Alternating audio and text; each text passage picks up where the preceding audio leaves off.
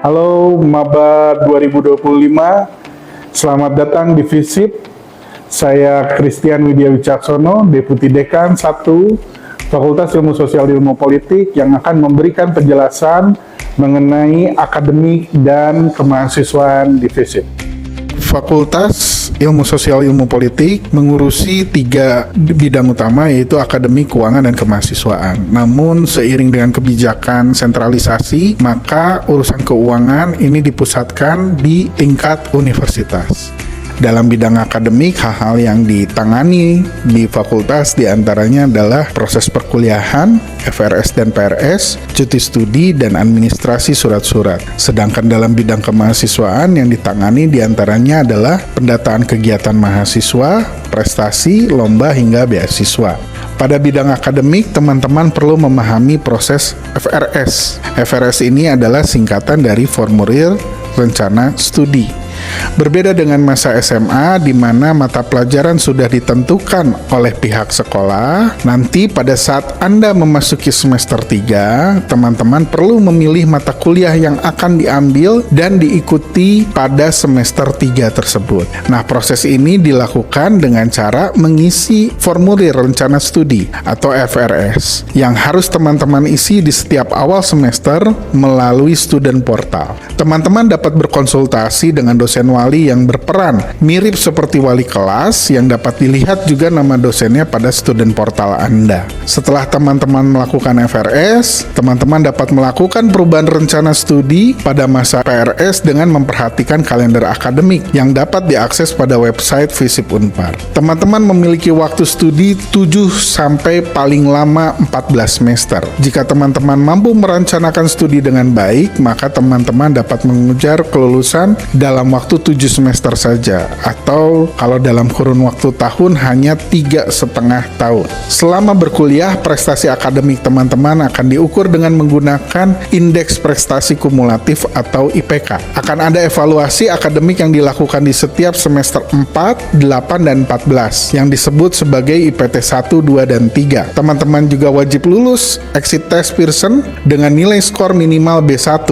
Informasi lebih detail terkait dengan perkuliahan dapat diakses pada QRIS berikut. Syarat kelulusan yang dibuat oleh universitas adalah dengan lulus exit test atau tes bahasa Inggris Pearson dengan skor minimal B1 setara dengan skor GSE 43. Teman-teman dapat melakukan pengecekan skor pada student portal masing-masing, dan jika hendak mengikuti tes dan mencari jadwalnya dapat menghubungi kontak yang tertera di layar. Teman-teman juga dapat melakukan konversi hasil skor TOEFL, namun perlu menghubungi Direktorat Pengelolaan Bisnis Inovasi dan Kewirausahaan atau disingkat DPBIK terkait dengan prosedur dan lembaga penyelenggara apa saja yang bisa dikonversi skor hasil tes bahasa Inggrisnya. Informasi ini dapat dicek pada QRIS berikut ini. Evaluasi akademik yang pertama pada semester 4 disebut dengan istilah IPT 1. Mahasiswa yang IPK-nya kurang dari 2 dan SKS kelulusannya tidak mencapai 30 SKS akan dipanggil oleh Kaprodi dan dievaluasi kinerja akademiknya. Jika tidak ada perubahan kinerja akademik sampai dengan IPT 2 di semester 8, maka yang bersangkutan akan terancam drop out atau DO. Pada semester terakhir yaitu semester 14, mahasiswa yang masih belum lulus atau menuntaskan seluruh mata kuliah, maka otomatis akan di drop out. Untuk menghindari hal-hal seperti ini, maka mahasiswa perlu melakukan perencanaan studi dengan dosen wali atau dengan Kaprodi agar bisa lulus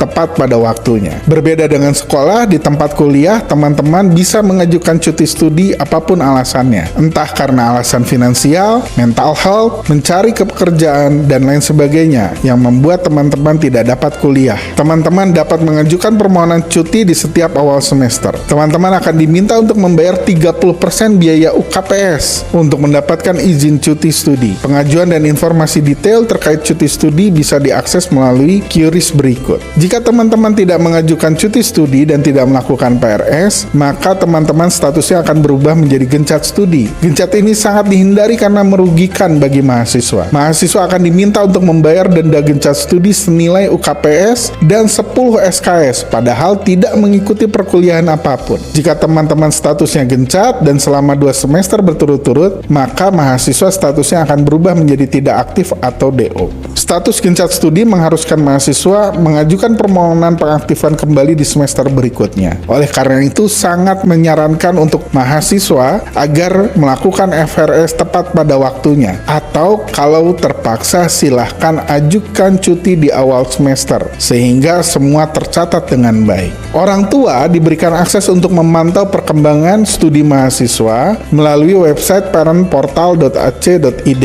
Pastikan teman-teman membantu orang tuanya untuk dapat mengakses website tersebut. Berikut adalah link QRIS-nya. Berbagai informasi yang ada di fakultas maupun di prodi dapat teman-teman akses pada QRIS berikut. Tidak dipungkiri bahwa informasi yang tersedia memang cukup banyak dari berbagai media informasi dan bisa jadi membingungkan. Oleh karena itu, QRIS ini adalah wadah sebagai sarana komunikasi yang ada di lingkungan FISIP yang dapat membantu mahasiswa untuk mendapatkan informasi yang dibutuhkannya. Fakultas juga memiliki media sosial yang aktif digunakan untuk memberikan informasi dan kegiatan-kegiatan di tingkat fakultas maupun di tingkat prodi. Ada Instagram, Twitter, dan website resmi FISIP Unpar. Lalu kemudian dalam bidang kemahasiswaan, kami di fakultas sekarang memberikan layanan berupa pendampingan bagi kegiatan-kegiatan mahasiswa ya. Jadi berbagai macam kegiatan, termasuk juga kalau mahasiswa ingin misalnya mengikuti kegiatan lomba akademik tertentu, itu bisa mengajukan